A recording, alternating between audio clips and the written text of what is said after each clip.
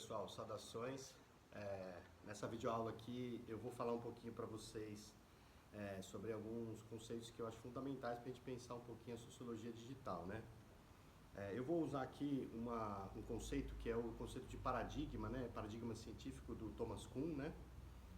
Que ele apresenta essa ideia no livro Estruturas de Evoluções Científicas de 1962, né? Na qual o Kuhn vai falar assim que a ciência ela precisa superar certos paradigmas assim para avançar, né? Então a lógica da ciência ela se daria nessa dinâmica de paradigmas que já existem sendo confrontados por novos paradigmas, né? Acho que isso é muito importante para a gente pensar a sociologia digital hoje, né? Como essa ciência que está se consolidando, né? Que está se construindo, né?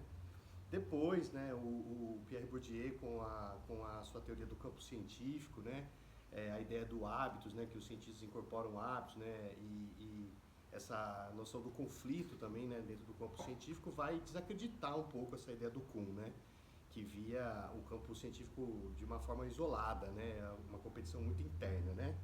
Mas a ideia do paradigma aqui vai ser muito útil para a gente pensar um pouquinho, né, como que a ideia de tecnologia aparece para a sociologia, tá?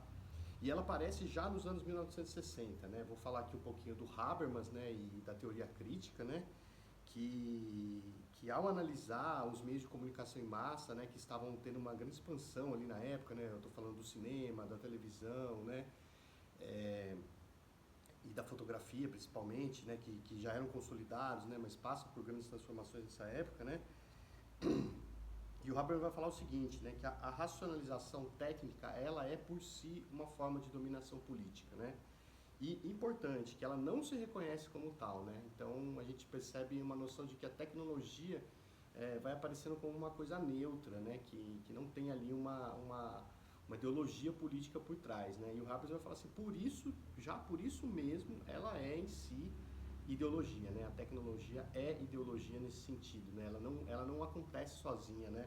Ela tem que ser movida por forças políticas que vão determinar aí o caráter de dominação, principalmente, né? Isso vai criar, né? Vai abrir espaço para esse conceito que o Habermas vai chamar de tecnocracia, né?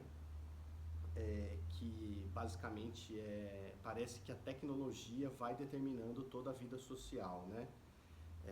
Na verdade é isso, né? É uma aparência, né? A vida social ela tem os seus rumos, né? A política continua, né? E é muito mais a política que determina a tecnologia do que a tecnologia que determina as relações sociais na sociedade, né? É muito interessante a gente ver como isso aparece no Castells, né? Na obra Sociedade em Rede, né? Que é um livro muito utilizado, né? Muito lido e muito acessado para a gente pensar a tecnologia na sociedade de hoje, né? E o Castells nesse livro, né, ele fala um monte de coisa, né, faz parte de uma trilogia de livros, né, mas tem uma parte muito interessante que ele vai falar sobre a penetrabilidade, né, da tecnologia nas relações sociais, né, para o Castells, então a tecnologia ela vai penetrando em todos os espaços da vida social, né, e isso vai criando aí para a gente uma certa questionamento, né, em relação a esse primeiro paradigma já colocado pelo Habermas e pela teoria crítica, né? Será mesmo que é a tecnologia que penetra em todos os ambientes da vida social? Ou será que não é o contrário, né? Será que as lógicas da vida social, né, e principalmente as lógicas capitalistas da sociedade contemporânea que vão determinando para onde a tecnologia vai, né? Quem vai melhor, vamos dizer assim, embasar esse tipo de ideia é o Eugênio Morozov, né?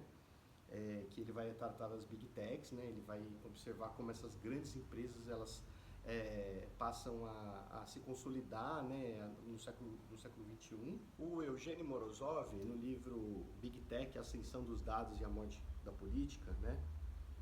Ele vai falar para a gente como a gente pode pensar essa questão do capitalismo contemporâneo, principalmente em relação às big techs e as big techs que trabalham com as redes sociais, né? Aqui a gente retoma também um pouquinho da Shoshana Zuboff, né? Que vai falar como esse excedente comportamental passa a ser uma mercadoria, né? Nessa configuração atual do capitalismo contemporâneo, né? Bom, o Morozov ele vai falar duas coisas básicas que são importantes para a gente pensar as redes sociais, né? Primeiro, como ela funciona como um extrativismo de dados, né?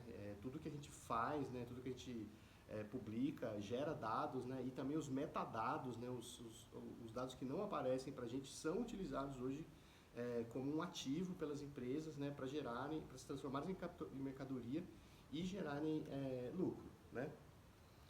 Por outro lado, também, essas empresas trabalham com a regulação algorítmica, né? Que nada mais é do que elas passarem a entender, né, através desse fornecimento de dados que a gente faz quando a gente acessa as redes sociais ou outras plataformas, né?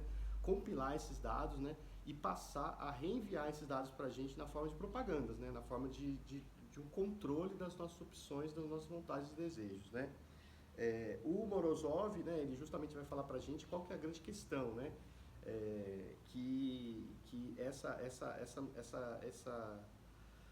regulação algorítmica, né, ela implica um risco, né, da perda da política, né, da gente perder o controle das nossas escolhas, né, perder o controle das regulações da vida social, né, que são humanas, né, inerentemente humanas, né, fazem parte da política e da relação e das relações sociais, né. E isso retoma para a gente, então, esse primeiro paradigma do Habermas, né? Que pensar que como a tecnologia, desde naquela época dos anos 60, bem antes da publicização da internet, né? Já aparecia como uma forma de dominação, uma forma de controle que não se mostra, né? Que se esconde, né? Como um mero fluxo de dados, como um mero aparato tecnológico, né? E, na verdade, né? Como o Morozov vem a consolidar aí no final dessa discussão, nada mais é do que também uma forma de dominação e controle político, né, que não se mostra, né, portanto, em si, também é ideologia.